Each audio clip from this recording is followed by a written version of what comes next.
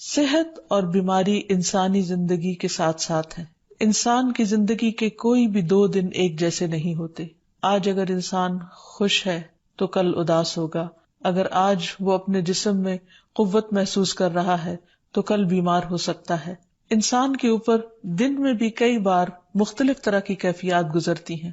کبھی انسان روحانی طور پر، جذباتی طور پر بیمار ہوتا ہے اور کبھی انسان جسمانی طور پر بیمار ہو جاتا ہے. بیماری کی کیفیت صحت کی کیفیت سے مختلف ہوتی ہے اور ہر انسان اس کو محسوس کر سکتا ہے. ایسی صورت میں انسان کو دوا کے ساتھ ساتھ اللہ سبحانہ وتعالیٰ کی طرف رجوع کرنا چاہیے اور اپنے لیے خوب خوب دعائیں کرنی چاہیے. بعض اوقات بیمار خود اپنے لیے دعا نہیں کر سکتا تو بیمار کی عیادت کرنے والے اور بیمار کو دیکھنے والے، اس کے دوست، رشتہ دار، عزیز، اقربا اور ایون ہسپتال کا عملہ مریض کے لیے ایسی دعائیں پڑھ سکتا ہے جو اس کے لیے شفا یابی کا ذریعہ ہو سکتی ہیں. تو بات یہ ہے کہ انسان ہر حال میں اپنے رب کا محتاج ہے اور اسے اپنی ہر ضرورت کے لیے اپنے رب کی طرف رجوع کرنا چاہیے، اور خصوصاً قبولیت کے مواقع پر رات کا پچھلا پہر اس کے لیے بہت مناسب ہے. جب اللہ سبحانہ وتعالیٰ بندوں کو پکارتے ہیں کہ ہے کوئی جو مجھ سے دعا کرے تو میں اس کی دعا قبول کر لوں، ہے کوئی جو مجھ سے سوال کرے تو میں اس کو جواب دوں، ہے کوئی جو مجھ سے استغفار کرے تو میں اس کو بخش دوں. تو جب انسان بیمار ہو اور خصوصاً اگر ایسی بیماری کا شکار ہو کہ جس میں بظاہر شفا کی کوئی امید نہ ہو تو اسے اور بھی زیادہ خشوع و خضوع کے ساتھ اور ایسے اوقات میں اللہ تعالیٰ کی طرف رجوع کرنا چاہیے کہ جلد از جلد صحت یابی ہو سکے. اور اس سلسلے میں کبھی بھی انسان کو اللہ تعالیٰ سے مایوس نہیں ہونا چاہیے. پھر یہ بات یاد رہے کہ جب انسان دعا کرے تو اس سے پہلے اللہ سبحانہ وتعالیٰ کی تعریف کے کلمات کہنا نہ بھولے. تو آئیے آج ہم آپ کو دعا کرنے سے پہلے کچھ نئے کلمات بتائیں گے جو اللہ سبحانہ وتعالیٰ کی حمد و ثنا پر مبنی ہے.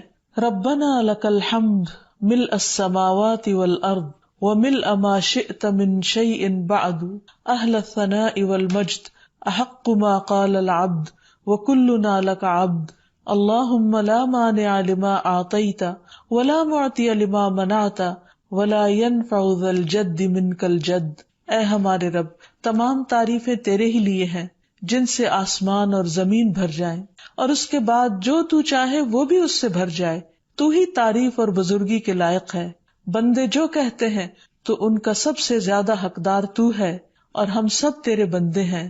اے اللہ، جسے تو عطا کرنا چاہے اس سے کوئی روک نہیں سکتا اور جسے تو نہ دینا چاہے اسے کوئی دے نہیں سکتا، اور کسی مرتبے والے کی بزرگی تیرے سامنے کوئی فائدہ نہیں دے سکتی.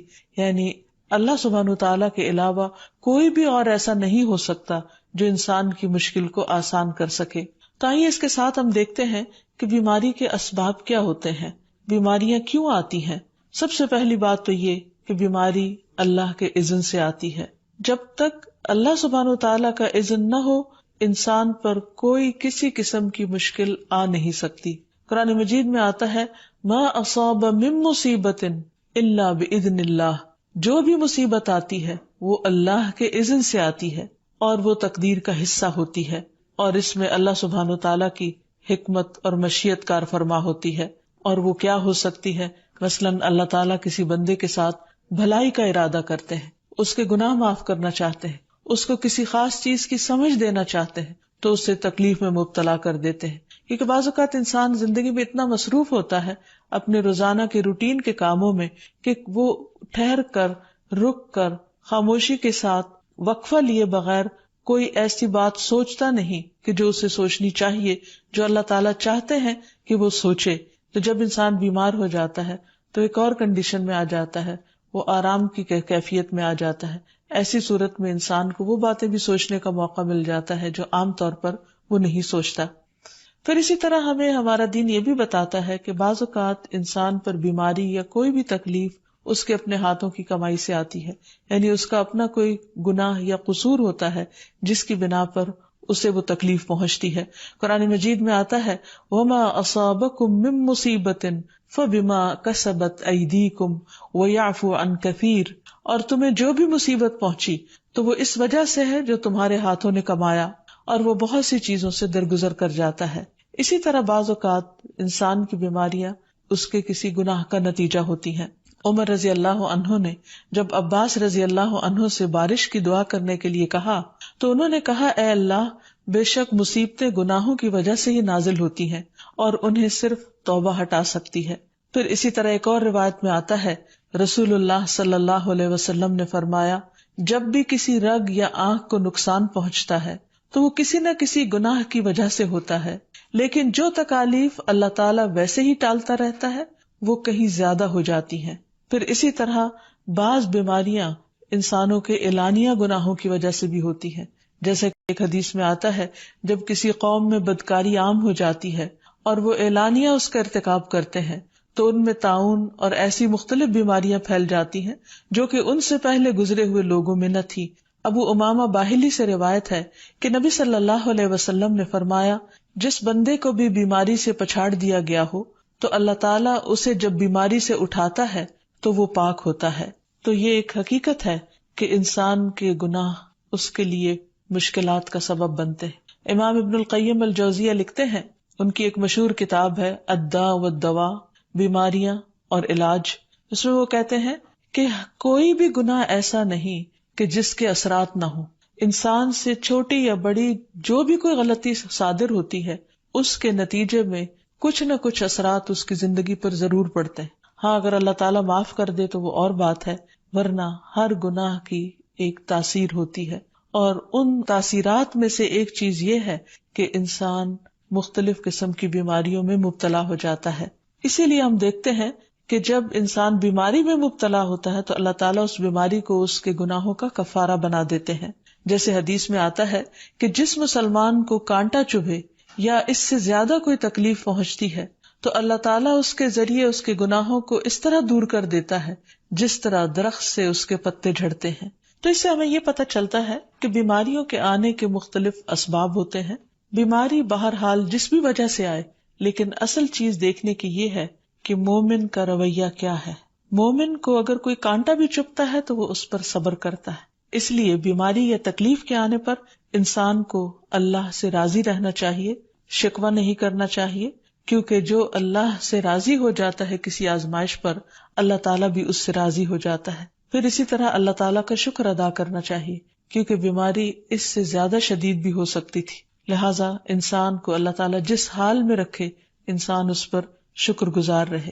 پھر یہ کہ انسان کسی بھی بیماری میں کسی بھی قسم کی ہو اور زندگی کے کسی بھی حصے میں ہو، اس میں مایوس نہ ہو، پر امید رہے کہ بیماری دور ہو جائے گی۔ پھر اسی طرح اگر بیماری طول پکڑ جائے تو انسان کو گھبرانا نہیں چاہیے، کیونکہ ہر گزرنے والا لمحہ انسان کے درجات میں اضافے کا سبب بنتا ہے اور اس کے گناہ مسلسل جھڑتے چلے جاتے ہیں حتیٰ کہ انسان بالکل پاک صاف ہو جاتا ہے۔ پھر اسی طرح انسان کو بیماری کی حالت میں دوسروں سے شکوے شکایات نہیں کرنی چاہیے، کیونکہ بیماری اللہ کے اذن سے آتی ہے، اور جب انسان ہر ایک کے آگے رونے لگتا ہے تو گویا وہ اللہ تعالیٰ کا شکوہ کر رہا ہوتا ہے، جو چیز اللہ تعالیٰ کو پسند نہیں۔ پھر اسی طرح منہ سے برے الفاظ نہیں نکالنے چاہیے، بیماریوں کو کوسنا نہیں چاہیے، اور پھر ایسے الفاظ نہیں ادا کرنے چاہیے کہ مجھے لگتا ہے کہ اس بیماری میں میری زندگی چلی جائے گی، یا یہ کہ کسی مریض کی عیادت کے لیے جا کر اس کو اس قسم کی بات نہیں کرنی چاہیے، خواہ کتنی ہی خطرناک بیماری کیوں نہ ہو، ہمیشہ اسے امید دلانے چاہیے، کیونکہ مایوسی کے الفاظ اور برے بھلے اور منفی قسم کی باتیں اللہ تعالیٰ کو پسند نہیں، اور انسان ویسے بھی جیسے سوچتا ہے پھر اس کے ایکشن اس کے مطابق ہونے لگتے ہیں۔ اب یہ ہے کہ انسان بیماری میں دوا ضرور کرے، کیونکہ حدیث میں آتا ہے کہ اللہ تعالیٰ نے کوئی بیماری ایسی نہیں اتاری جس کے لیے دوا نہ اتاری ہو۔ ہاں، جسے معلوم ہو اسے معلوم ہوتا ہے، اور جسے نہیں معلوم ہوتا اسے نہیں معلوم ہوتا۔ بعض اوقات اللہ تعالیٰ ڈاکٹر کے دل میں ڈال دیتا ہے اور اس کا علاج اس کو سمجھ میں آ جاتا ہے، اور بعض اوقات وہ بیماری لا علاج ہوتی ہے، حالانکہ اس کا علاج موجود ہوتا ہے مگر کسی کو بھی علاج سمجھ میں نہیں آتا۔ بہرحال نوعیت کچھ بھی ہو تو علاج ضرور کراتے رہنا چاہیے، اور کبھی مایوس نہیں ہونا چاہیے کہ اس بیماری کا علاج ہو نہیں سکتا، نہیں، ایک کے بعد ایک کوشش انسان کرتا رہے، اور جب اللہ کا اذن ہوگا بیماری دور ہو جائے گی۔ اور اس کے ساتھ ساتھ انسان یہ بھی یقین رکھے کہ شفا اللہ کے ہاتھ میں ہے، کسی ڈاکٹر کے ہاتھ میں نہیں، کسی انسان کے ہاتھ میں نہیں، کیونکہ جب تک اللہ کا اذن نہ ہو شفا نہیں ہو سکتی، خواہ کوئی کتنا بھی بڑا ڈاکٹر کیوں نہ ہو. اسی لیے نبی صلی اللہ علیہ وسلم کی دعاؤں کے آخر میں آتا ہے کہ لا شفا الا شفاؤک، کوئی شفا نہیں مگر تیری ہی شفا، یعنی جو اللہ سبحانہ وتعالی اپنے بندے کو شفا عطا کرے. پھر اسی طرح یہ ہے کہ حضرت ابراہیم علیہ السلام نے اللہ سبحانہ وتعالی کے بارے میں فرمایا تھا کہ وَإِذَا مَرِضْتُ فَهُوَ يَشْفِينِ، کہ جب میں بیمار ہوتا ہوں تو وہی مجھے شفا دیتا ہے، یعنی اللہ تعالیٰ ہی اس بیماری کو دور کرتا ہے. اسی طرح ایک اور روایت سے بھی پتہ چلتا ہے کہ شفا دراصل اللہ سبحانہ وتعالی کے ہاتھ میں ہے. حضرت عائشہ سے مروی ہے کہ رسول اللہ صلی اللہ علیہ وسلم دم کیا کرتے تھے اور یہ دعا پڑھتے تھے امسح البأس رب الناس بیدک الشفاء لا یکشف الکرب الا انت، اے لوگوں کے رب تکلیف کو دور کر دے، تیرے ہی ہاتھ میں شفا ہے، تیرے سوا اس کو دور کرنے والا اور کوئی بھی نہیں. پھر اسی طرح انسان جب کسی بیمار کی عیادت کے لیے جائے تو اس پر بھی دعا پڑھے اور اس کے لیے دعا کرے. رسول اللہ صلی اللہ علیہ وسلم نے فرمایا جو مسلمان کسی ایسے بیمار کی عیادت کے لیے اس کے پاس آئے جس کی موت کا وقت قریب نہ آیا ہو اور 7 مرتبہ یہ پڑھے اسأل اللہ العظیم رب العرش العظیم ان یشفی فلانا من وجعہ، میں اس عظمت والے اللہ سے سوال کرتا ہوں جو عرش عظیم کا رب ہے کہ فلاں کو اس کی تکلیف سے شفا عطا فرمائے، تو اللہ عز و جل اسے شفا عطا فرما دیتا ہے. اور پھر ہم دیکھتے ہیں کہ تمام انبیاء اپنی بیماریوں میں تکلیفوں میں اللہ تعالیٰ کو پکارتے تھے، جیسا کہ ایوب علیہ السلام کی دعا قرآن مجید میں آتی ہے. اور ایوب جب اس نے اپنے رب کو پکارا کہ بے شک مجھے تکلیف پہنچی ہے اور تو رحم کرنے والوں میں سب سے زیادہ رحم کرنے والا ہے، تو ہم نے اس کی دعا قبول کر لی، پس اسے جو بھی تکلیف تھی اسے دور کر دیا اور اسے اس کے گھر والے اور ان کے ساتھ ان کی مثل اور عطا کر دیے اپنے پاس سے رحمت کے لیے اور ان لوگوں کی یاد دہانی کے لیے جو عبادت کرنے والے ہیں.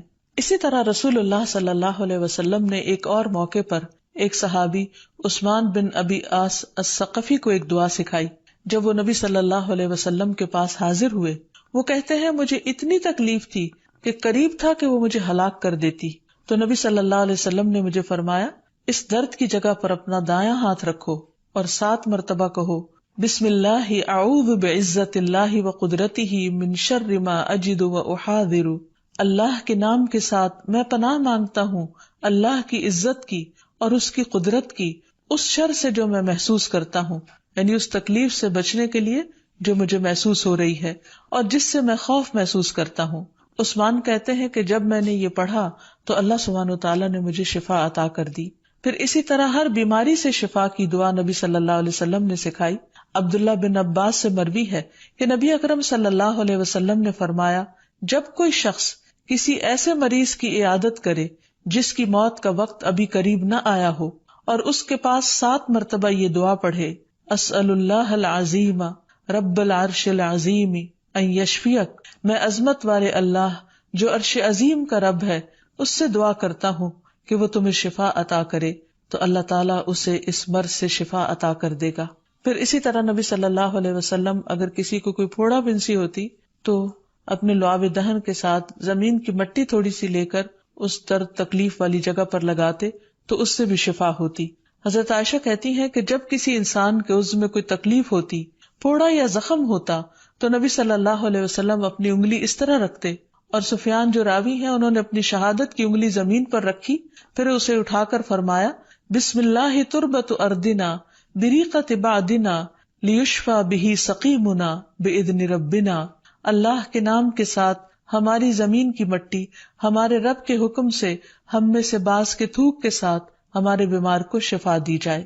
یعنی لعاب دہن کا اپنا ایک اثر ہوتا ہے، اور لعاب دہن جو ہے ایک طرح سے دوا کا کام کرتا ہے، اور اللہ کا نام لے کر جب لعاب دہن لگایا جائے تو شفا ہوتی ہے. جیسے کہ ایک اور موقع پر نبی صلی اللہ علیہ وسلم نے ایک جلے ہوئے مریض کے اوپر یہی دعا پڑھ کر لعاب دہن لگایا تو اللہ تعالیٰ نے اس مریض کو شفا یاب کر دیا، اور وہ دعا تھی اذہب البأس رب الناس واشف انت الشافی لا شفاء الا شفاؤک شفاء لا یغادر سقما. پھر اسی طرح ایک موقع پر ایک قبیلے کے سردار کو جب بچھو نے کاٹ لیا اور اس کے جسم میں زہر پھیل گیا تو ایک صحابی نے سورۃ الفاتحہ پڑھ کر اس پر دم کیا تو اس سے اس کو شفا ہو گئی. اور یہ بات جب نبی صلی اللہ علیہ وسلم کو بتائی گئی تو آپ اس پر خوش ہوئے اور سورۃ فاتحہ سب لوگوں کو آتی ہے، اسی لیے اس کا نام سورۃ الشفا بھی ہے، کیونکہ یہ بیماری میں بطور علاج پڑھی جاتی ہے مریض پر. مریض خود بھی پڑھ سکتا ہے اور اس کے اٹینڈنٹس بھی اس پر پڑھ سکتے ہیں. حضرت علی رضی اللہ تعالیٰ عنہ کہتے ہیں کہ نبی صلی اللہ علیہ وسلم کو بچھو نے ڈس لیا اور آپ نماز پڑھ رہے تھے. جب آپ نماز سے فارغ ہوئے تو آپ نے فرمایا اللہ تعالیٰ بچھو پر لعنت کرے، یہ نہ نمازی کو چھوڑتا ہے نہ کسی اور کو. پھر آپ نے پانی اور نمک منگوایا، آپ اس پر ملتے جا رہے تھے اور یہ صورتیں پڑھ رہے تھے، قل یا ایھا الکافرون وقل اعوذ برب الفلق اور قل اعوذ برب الناس. تو یہ بھی ایسے مواقع پر پڑھی جا سکتی ہیں. پھر اسی طرح یہ ہے کہ اگر کسی بھی دوا یا دعا سے مریض صحت یاب نہ ہو رہا ہو، اس کی تکلیف کم نہ ہو رہی ہو، تو بھی موت نہیں مانگنی چاہیے، کیونکہ مومن کے لیے زندگی ایک بہت بڑی نعمت ہے. وہ جس بھی حال میں گزرے، بہرحال وہ اسے آخرت کمانے کا ذریعہ بنا سکتا ہے. یعنی اگر وہ تکلیف میں اس کی زندگی گزر رہی ہے اور اس پر وہ صبر کر رہا ہے اور اللہ کو یاد کر رہا ہے، تو اس کے بے پناہ درجات بلند ہونے کا ذریعہ ہے. یعنی یہ بیماری اس کے لیے بلندی درجات کا ذریعہ بن جاتی ہے. اس لیے کبھی بھی موت نہیں مانگنی چاہیے. ہاں اگر تکلیف حد سے بڑھ جائے تو انسان یہ دعا مانگ سکتا ہے، اللہم احینی ما کانت الحیات خیرا لی وتوفنی اذا کانت الوفات خیرا لی. اے اللہ، جب تک میرے لیے زندگی بہتر ہو مجھے زندہ رکھ، اور جب میرے لیے وفات بہتر ہو تو مجھے وفات دے دے. تو اللہ تعالیٰ سے دعا ہے کہ اللہ تعالیٰ تمام بیماروں کو صحت اور شفا عطا فرمائے اور ہمیں بیماری اور آزمائش کے موقع پر اپنی طرف رجوع کرنے کی توفیق دے اور ہر طرح کے شرک اور ایسے کاموں سے بچائے جو اس کو ناراض کرنے والے. وآخر دعوانا ان الحمد للہ رب العالمین. السلام علیکم ورحمۃ اللہ وبرکاتہ.